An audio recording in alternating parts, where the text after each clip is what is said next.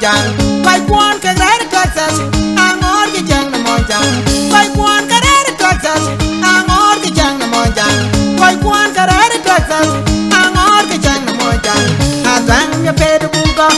ila jirin ngi jang adang chapai ni yor ila jirin ngi jang adang ni bola jang ila jirin ngi jang adang mama yadi ila jirin ngi jang adang bola ku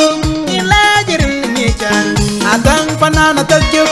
ila jirin ngi jang adang apwala gwen ila jirin ngi jang adang yin perdeng ila jirin ngi jang adang abode to ila jirin ngi jang adang yin yal jol ila jirin ngi jang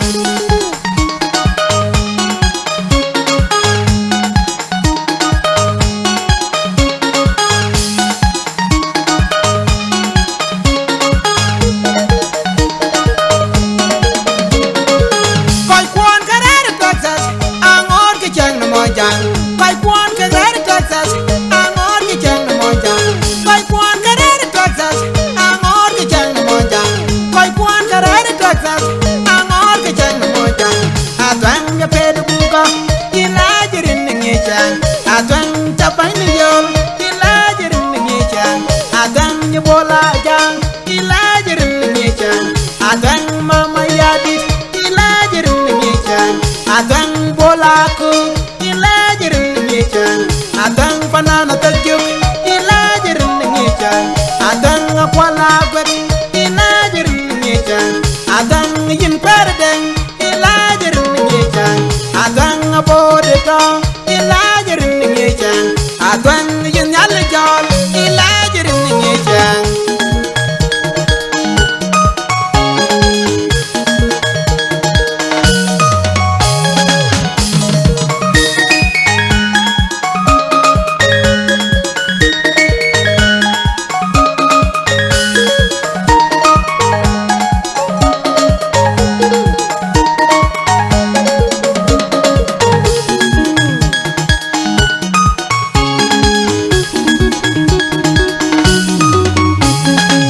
kai kwon ke rer Texas angor ke jang na mo jang kai kwon ke rer Texas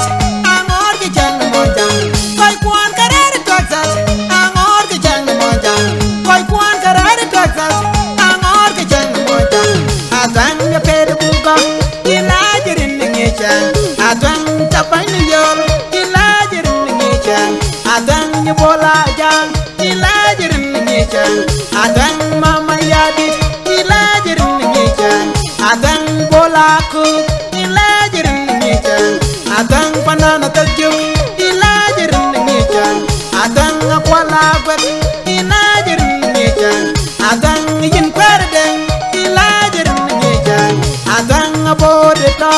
ila jirin ngi jang adang yin yal jol ila jirin ngi jang ma bataliani dugu jubiake